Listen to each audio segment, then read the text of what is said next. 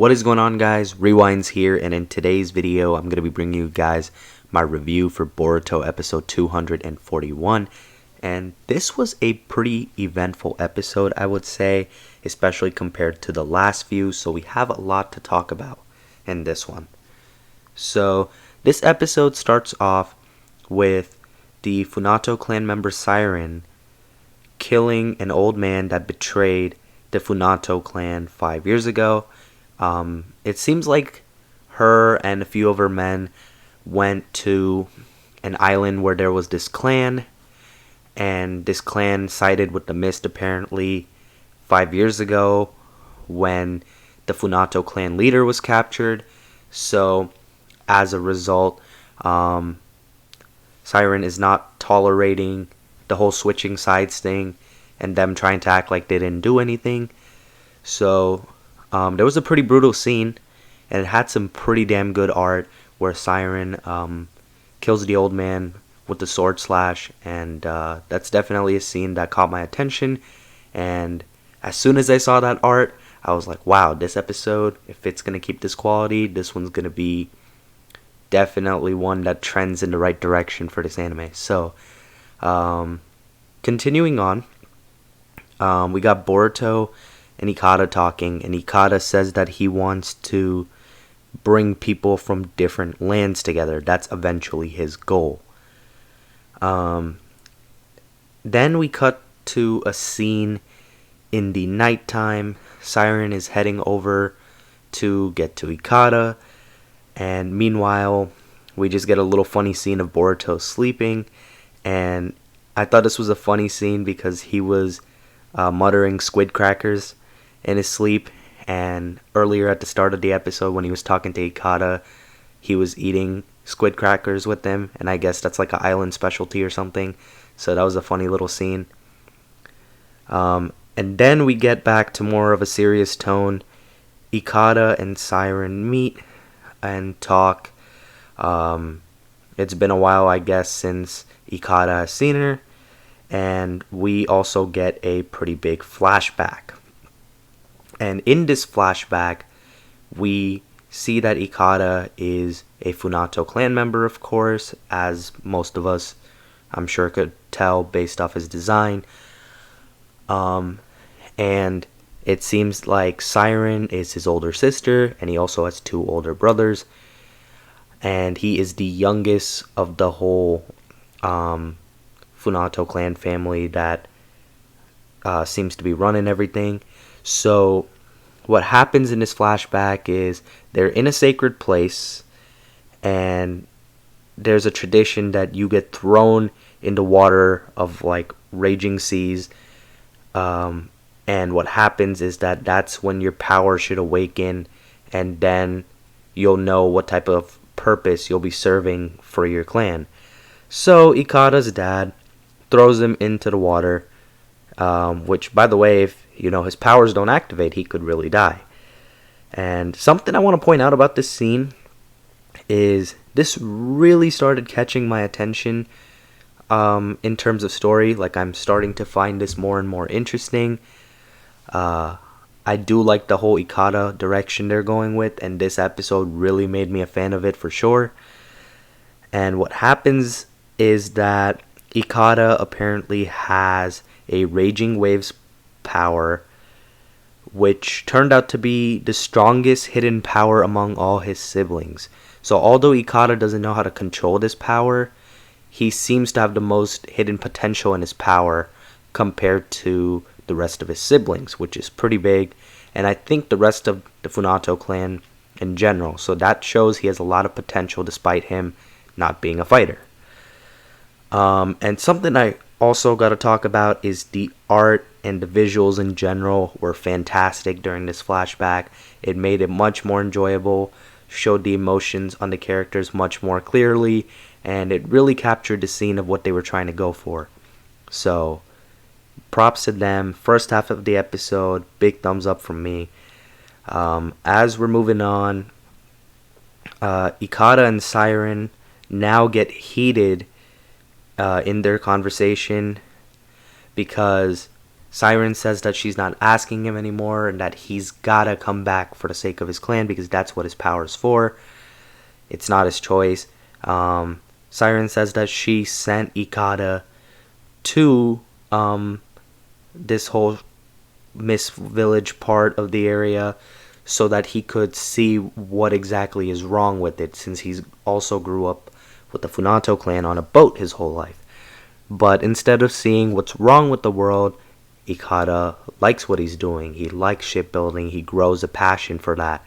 So that definitely did the opposite of what Siren was aiming for. So Siren just ends up telling him that she'll come back for him at night, so he should be ready by then. And then Siren walks away, and as she's walking away, Boruto is walking towards Ikada, and Siren and Boruto cross paths for a second. And she takes notice of Boruto. Then we move on to a Kawaki and Kagura chat scene, and this was a scene that I think was cool to do with these two, just because I feel like Boruto and Kagura have an interesting dynamic, and I feel like Kagura and Kawaki could potentially make an interesting dynamic too, simply because Boruto and Kawaki have some similarities in their relationship, and I feel like Kagura has some similarities on that end as well.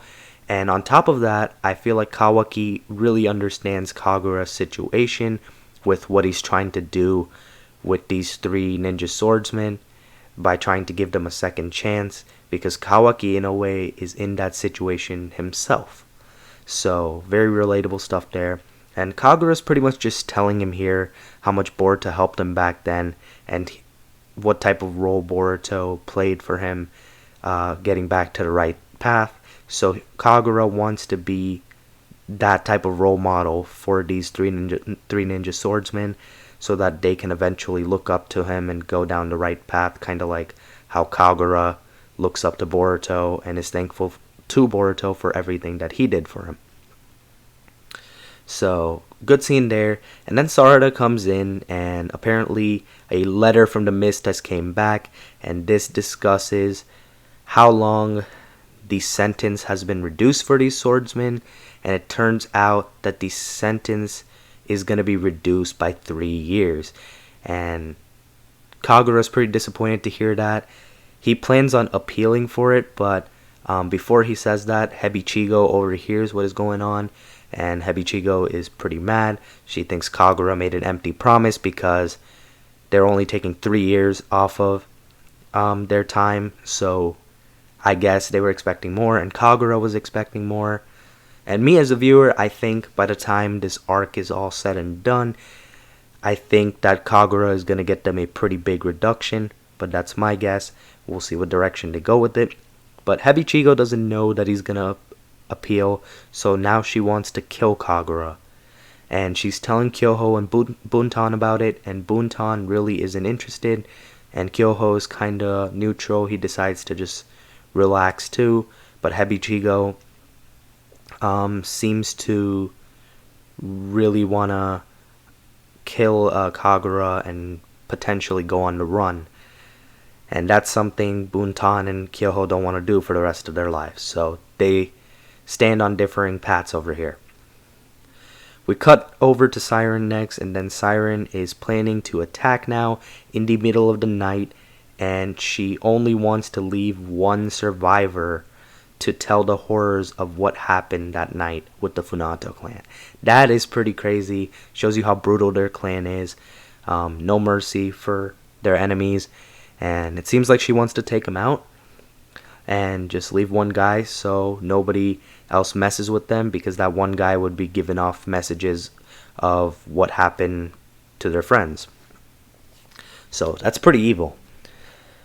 Then we cut back over to the Hebichigo scene, and Hebichigo is now attacking Kagura. She thinks that he's asleep, but Kagura left a log there because he anticipated the attack. He had his guard up, and he caught her doing that.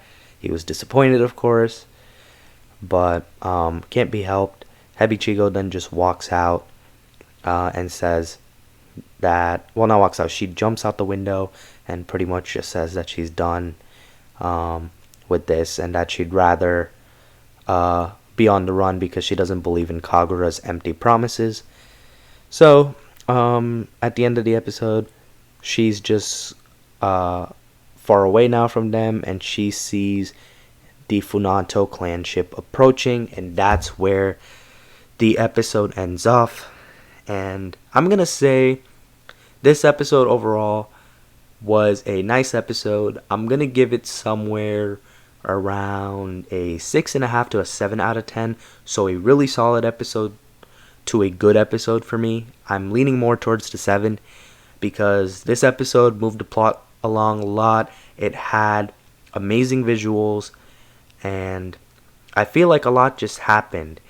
And I would rate it higher if I was more engaged in this arc from like the previous few episodes, but they did slow it down for me, so that's why I didn't rate it higher, because I'm not like at the edge of my seat necessarily for this arc, but I'm at the point where I'm starting to gain some interest again. That's why I thought that it was a good episode for sure, and hopefully if they keep picking up some steam and keep this quality up, hopefully I'll like the episodes even more down the road for the rest of this arc, and hopefully we can land some episodes that are like 8 out of 10s, maybe if we're pushing it, maybe even a 9 out of 10, I don't know. But I don't normally give those ratings out pretty easily unless the episode was really, really good. But I hope it picks up steam. Let me know what you think of this arc as of right now in the comments below. But that's going to be it for this review. Be sure to leave a like if you enjoyed. Subscribe to my channel if you guys are new. Hope you guys have a good day or night. I'm Rewinds, and I'm out.